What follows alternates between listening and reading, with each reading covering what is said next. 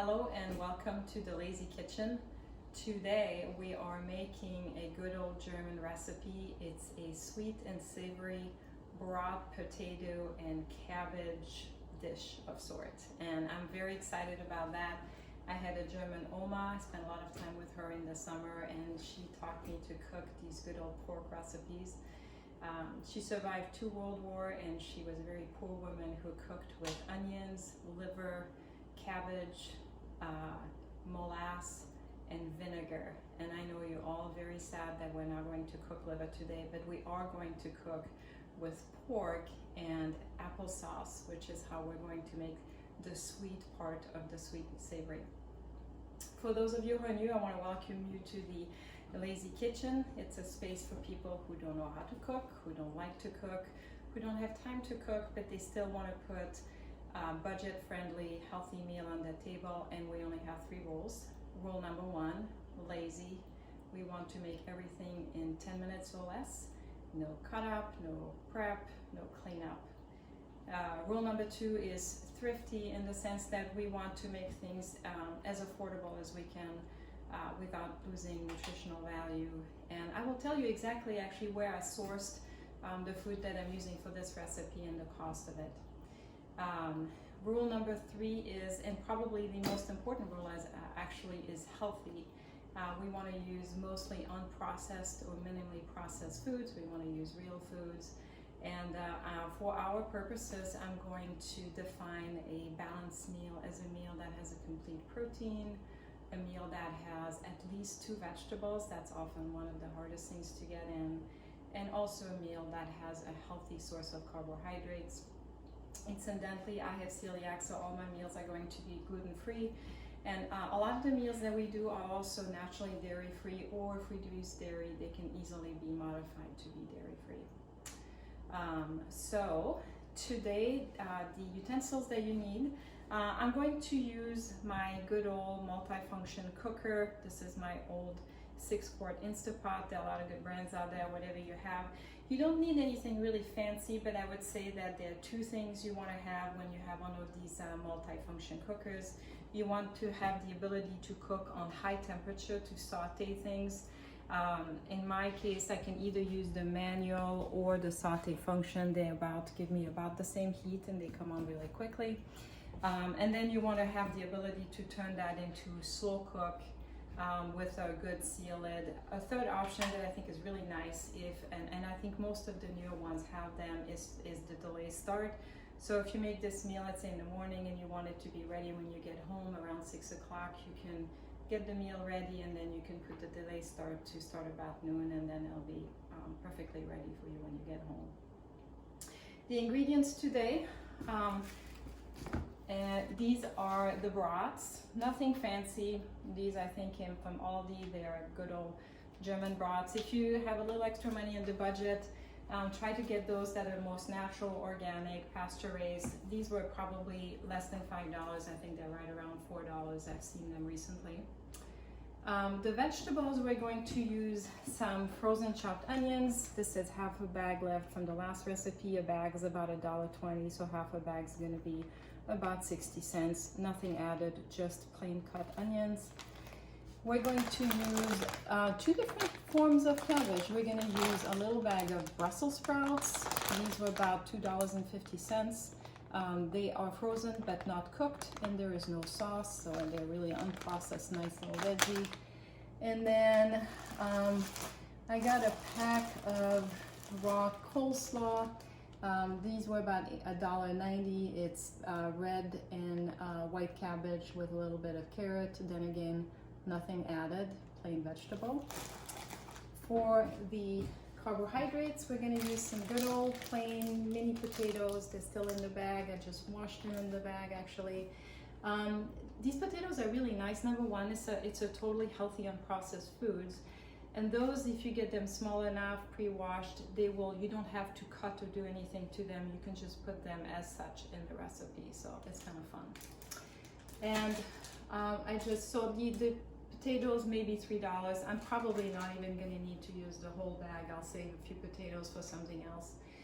For the sweet, we're going to use some applesauce. I'm not even sure where these came from. They were in my basement, probably about 50 cents. Try to get the healthiest version you can.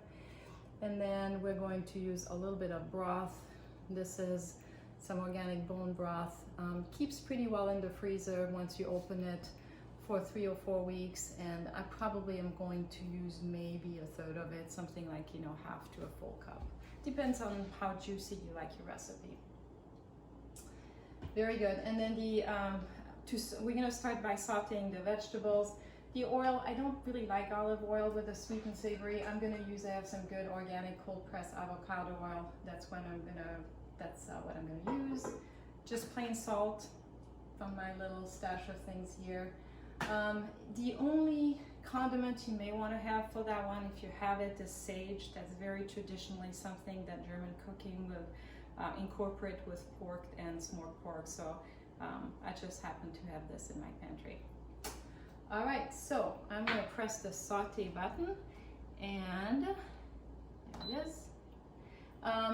Just to keep myself accountable about how much time it takes, I'm also going to start the timer on the iPad so you guys can see I'm not full of it when I say it has to be less than 10 minutes. Very good. So, a little bit of oil. My Oma used lard, which gave everything a wonderful flavor. And we're going to put the onions. One thing I recommend you do with the frozen vegetables, they get a little liquidy when you thaw them, so I'm going to make sure that I drain, and I think I did that when I used up the first half. So we're going to get those here, give them a little stir. There we go. And the next thing we're going to put in is the broth, so that we give them a little bit of browning before they slow cook. So these are Oktoberfest broths, so not sure what that means, but they look good. Get those ready. And while we brown the onions, you have to give them a little time. I'm already going to do the extent of my food prepping is going to be cutting bags today, so it's pretty easy. I'm going to cut my Brussels sprouts. Kind of fun. We're going to have all sorts of color. We're going to have green, white, red. Making sure not a lot of liquid.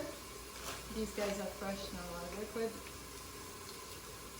I'm going to get my applesauce ready. There we go. And now things are turning kind of like nice and sizzling. So I'm going to put the broth. Ta-da. And this is where you're going to add the applesauce.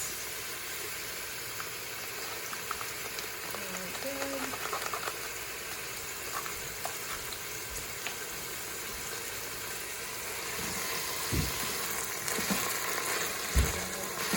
And if you want things to get a nice flavor, that's also when I'm going to add a little bit of my sage. Love sage. In German, the old-fashioned sage they used was called Bonnekreuzer. You can still find it around every so often. Some crazy people that grow it around here. Very good. Gosh, it's starting to smell good. Okay. I'm going to add a little bit of broth. So like I said, you know, if you look at this thing, I'm gonna maybe put between a quarter and a third. These vegetables are going to give away a little bit of moisture, so if you add too much, it's gonna be kind of soggy. So add that. That is a good broth. Good.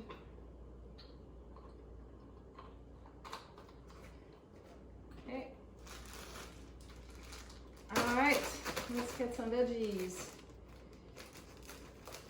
It's amazing, if somebody else cuts your veggie, it's actually a lot easier to incorporate them in your recipe. So, someone else cut this. And the cabbage family is a fantastic vegetable for health reasons. It's good to help your detoxification pathways and hormone balance. Just, they taste good. I'm going to add my Brussels sprouts.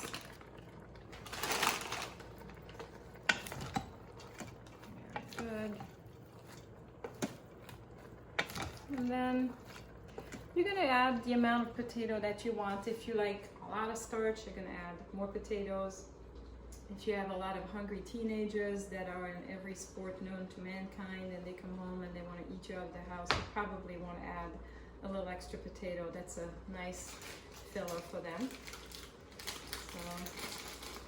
So I like potatoes, but I like Brussels sprouts more. So maybe that's about good. Very good. So we are 5 minutes into this. Obviously, I would probably add another minute to that because we started and I already had dragged a few things out of the freezer and out of the fridge, so I would add a minute to be realistic. But still, we still have at least 3 minutes of time before you know, we'd be up for the 10 minutes. And so I like to get things nice and warm before we go. Try not to break too many broths in the process. And what we'll then do is remember that the cabbage itself will start giving out some of the moisture, so it won't be dry. When we're ready, what we'll do is we'll shut off the saute function and we'll start the slow cook. I want to eat this later today, so I'm not going to put it on delay start. So let's do that. There's the saute. Oh, no, it's off. And then probably, if your potatoes are a little bit bigger, 6 to 7 hours. If you have really tiny little potatoes, it's nice and flavorful. By the way, it's probably more like 5. And I like, if you have one of those lids that allows you to seal, it really keeps things very moist, so you want to take advantage of that. This piece is a little temperamental. Very good. And I'm sealed. Wow. 6 minutes and 30 seconds. We got a complete meal ready to go. Total cost was about $11 or so if you include some of the cost of the condiments. And you're done. You know, you just have to put the top of the lid in the recyclable and put things in the fridge, and I have a healthy, tasty meal that reminds me of my Oma that's going to be ready for me in about 6 hours. I hope you've enjoyed this. I hope you enjoy your meal. We'll talk to you soon.